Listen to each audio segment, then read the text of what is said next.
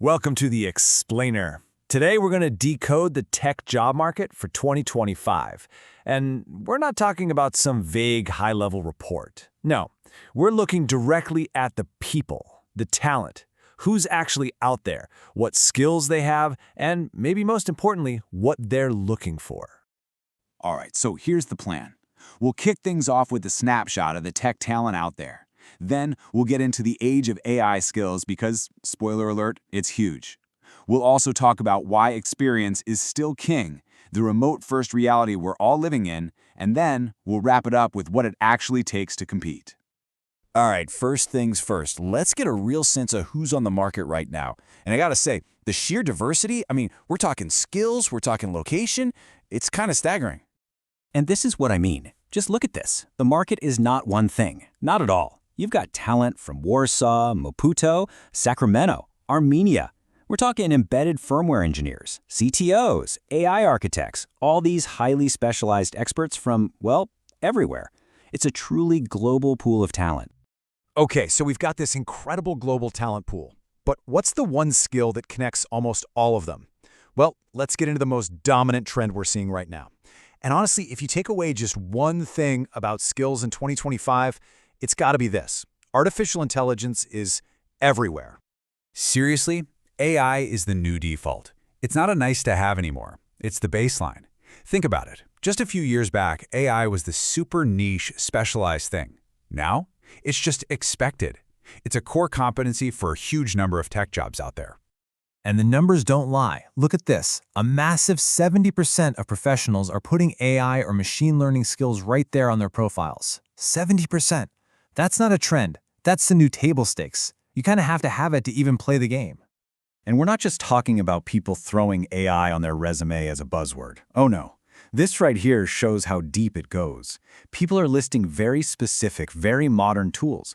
They're talking PyTorch and Hugging Face. They're talking about LLMs and RAG systems. They're talking about the actual infrastructure like SageMaker. This isn't theory. This is real, practical, hands-on experience. And you see this bleeding into every role. Just take a look at this quote from an AI software engineer with 11 years of experience. Their job isn't just software anymore. It's full stack development and designing AI agents, building chatbots, creating generative AI apps. See, AI isn't some separate department. It's being woven right into the fabric of software engineering. But, and this is a big but, while all these new AI skills are absolutely critical, there's a fascinating counterpoint. Experience is still king. In fact, deep, proven experience might be more valuable than ever. The market is just full of absolute veterans. Look at this. We're seeing a ton of people with over 20 years of experience, 20 plus years. These are the folks who've been through it all. They've navigated the dot-com bust, the rise of mobile, the shift to the cloud, and now the AI revolution. And it's not just the 20-year veterans. There's a huge group with 15 plus years in the trenches. These are your senior engineers, your team leads, the ones who actually take a big idea and make it real, day in and day out. Even 12 years puts you firmly in the senior camp. So when you add it all up, you've got a market that is just packed with experts. People who know how to take a project from a sketch on a napkin all the way to a scaled product that's actually making money. And that's the key takeaway, right? It's not just about punching a clock for 15 or 20 years. This quote says it all. It's about bridging that gap between research and production. It's about mentoring teams. It's about scaling an MVP into something that has a significant revenue impact. That is a premium skill right there. Okay, so we've talked skills, we've talked experience. Now let's talk about where the work actually gets done.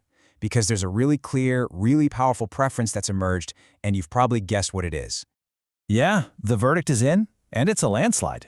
When you ask about remote work, the answer is almost always yes, preferred, or even only.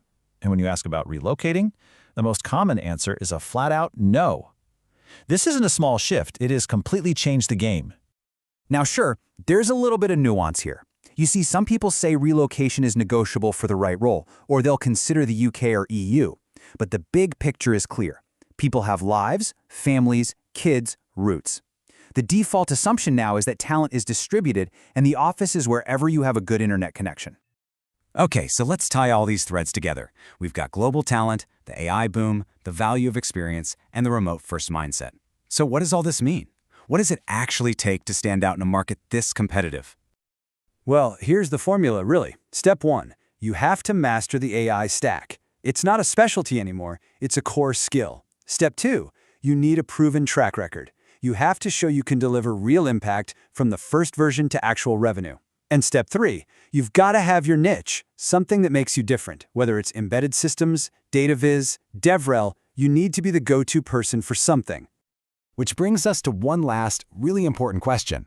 In a world where AI can do more and more, what makes a human hire truly unique? What's the thing you can't automate? Well, it's probably those skills that are, well, uniquely human. Strategy, mentorship, real innovation. In a world of AI generalists, those are the things that will make you truly stand out.